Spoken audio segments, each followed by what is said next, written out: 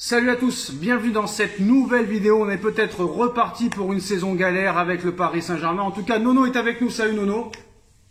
Salut Sacha. Alors, défaite 3-1 face à Nice dès la 5e journée du championnat. 8 points sur 15. Plus mauvais départ depuis la saison 2010-2011.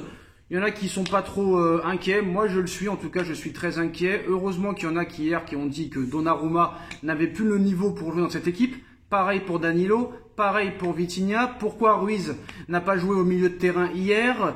Pourquoi avoir mis Danilo à côté de Milan Skriniar?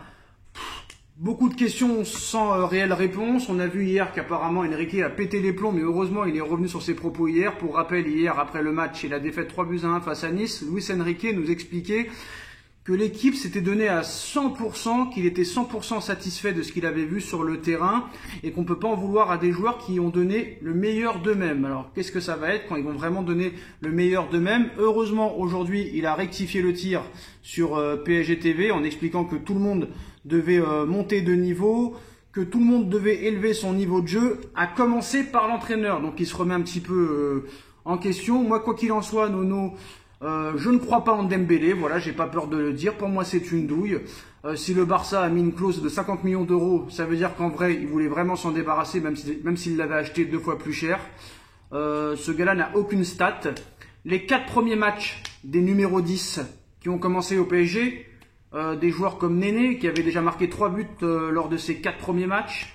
Zlatan Ibrahimovic, numéro 10, lors de ses 4 premiers matchs, il avait inscrit 4 buts. Et Neymar Junior, pour ses 4 premiers matchs, c'était 4 buts et 4 passes décisives. Donc, faut arrêter de nous expliquer, il faut laisser le temps de s'adapter. Non, quand t'es bon, t'es bon. Quand t'es pas bon, t'es pas bon. Donc, à un moment donné, il faut arrêter de trouver des excuses. Donnarumma doit être écarté. Danilo doit être écarté. Vitinha doit être écarté. Et Dembélé doit aller faire un petit tour sur le banc. Parce que lui, j'ai l'impression qu'il croit qu'il va être titulaire toute la saison. Et on ne peut pas accepter de laisser un joueur qui met 0 but et 0 passe décisif à chaque match. Ce n'est pas possible. Voilà. Pour moi, Nono, avant de te laisser la parole, pour moi, le problème est d'ordre, philosophique. Et je l'avais dit quand Enrique est arrivé que lui, c'est un football fantaisiste. Voilà le problème. Eh ben Sacha, moi je vais te dire, faut qu'il fasse des choix forts. Bon, déjà qu'il se remette en question, c'est une bonne chose, mais il faudra mettre les actes vraiment en avant. C'est-à-dire, faut qu'il ait les couilles, voilà. Qu'est-ce qu'on fait? Déjà, on met Navas à la place de Donnarumma. Voilà, première chose. Et après, un joueur qui fait une mauvaise prestation, faut pas avoir peur de le sortir. Maintenant, petit coup de gueule quand même sur, on a fracassé Ramos, mais rappelle-toi l'action où Ramos est bien démarqué et Dembélé lui passe pas. Faut arrêter avec le football individualiste, hein. Voilà. Bon, puis après, j'ai vu des lacunes, moi, énormes, et je m'attendais pas, je te dis franchement, je m'attendais pas du tout à ça. Une baisse de niveau terrible par rapport aux 2 derniers matchs. Grosse surprise, mais là, j'ai vu des lacunes qui me font très très peur. Et je vois pas comment y remédier, hein. Alors d'accord, on peut y remédier, ça c'est sûr qu'on peut y remédier. Tu as raison sur Dembélé, qui aurait dû faire la passe à Ramos, mais rien nous dit que Ramos l'aurait mis au fond. Ça aussi, hein. Il faut aussi, à raison garder, préciser ça. Bon, je suis d'accord avec toi, mais le jeu, c'était de le donner le ballon à Ramos. Alors c'est simple, je suis hein. désolé. C'est simple, oui, mais rien nous dit que Ramos l'aurait marqué, ça c'est sûr et certain. Maintenant, ce qu'il faut... Ça, c'est un autre débat. Voilà, maintenant ce qu'il faut savoir, c'est que lors de la vidéo, de la prochaine vidéo ce soir qui sortira, on comparera l'équipe du match contre Nice et l'équipe qu'il faudrait mettre, si Monsieur Enrique a des cojones, comme on dit chez lui, contre le Borussia Dortmund qui a été vainqueur cet après-midi, 4-2 dans la douleur. Après, je vais pas te mentir, Nono, c'est pas pour défendre le Paris Saint-Germain, loin de là. C'est pas parce que les autres font de la merde qu'il faut faire de la merde. Mais Manchester United, battu à domicile 3-1 face à Brighton. Le Bayern de Munich, tenu en échec, 2 buts partout face à Bochum.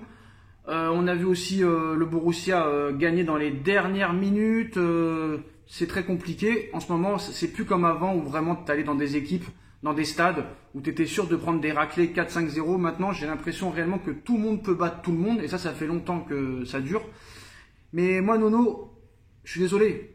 Il y a un moment donné, pour le bien de l'équipe, si tu es professionnel, le Enrique quand même, il va pas nous faire comme les Domenech, les Pochettino, les Galtier, les Tourelle.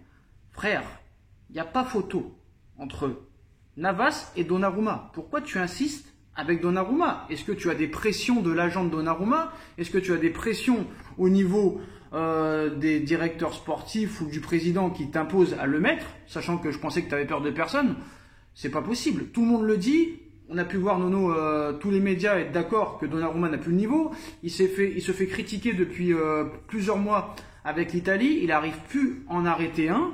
Bon, d'accord, il a fait quelques parades contre Lyon, mais c'est quand même son métier d'arrêter des arrêts, de faire des parades. On va pas non plus l'applaudir à chaque fois qu'il fait un arrêt.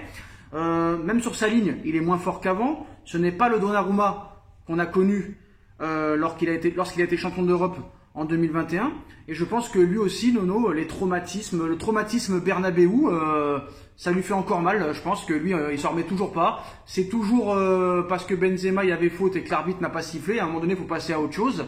Regarde, Marquinhos essaye de passer à autre chose. Et il a manqué, Marquinhos, quoi qu'il en soit, contre Nice. Mais à un moment donné, il faut arrêter de trouver des excuses. Si tu as les couilles, Donnarumma, tu le jacles, tu le dégages, tu nous mets à la place Monsieur Navas, tu nous vires Vitinha, tu nous mets Fabian Ruiz, tu nous vires Dembélé, tu nous vires Ramos, et tu nous mets Kolo Muani, et tu nous mets Barcola. Et là, tu auras montré que tu auras des couilles. Voilà, c'est tout. Terminé l'histoire.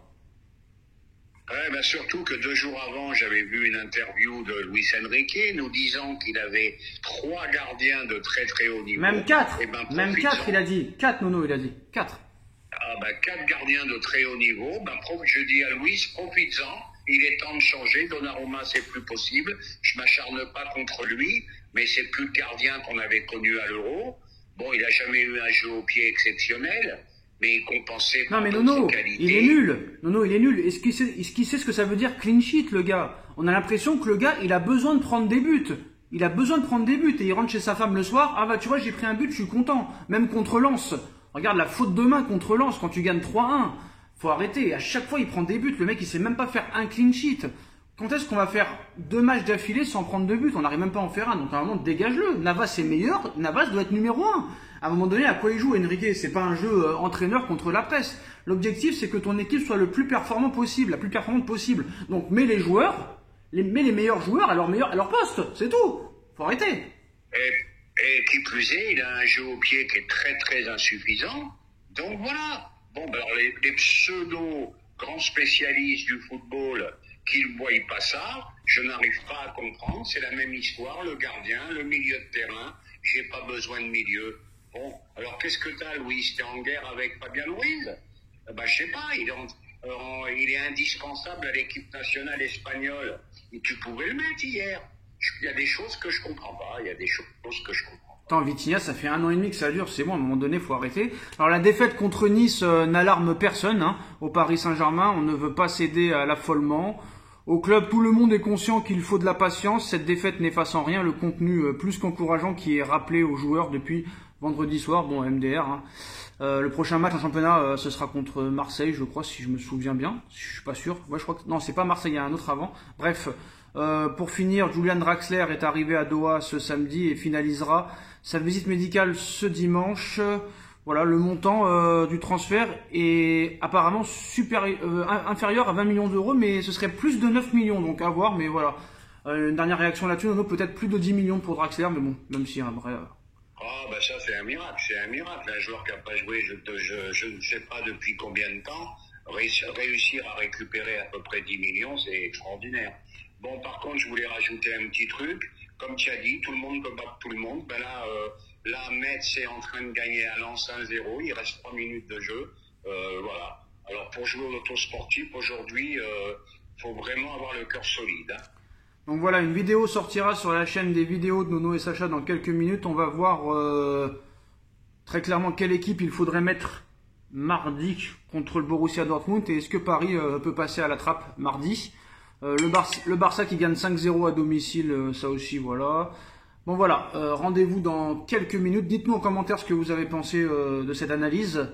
À chaud, on like, on partage, on commente, on s'abonne et on se retrouve très très vite pour une prochaine vidéo dans quelques minutes. A tout de suite Nono, à tout de suite les gars. Tchuss. Tchuss.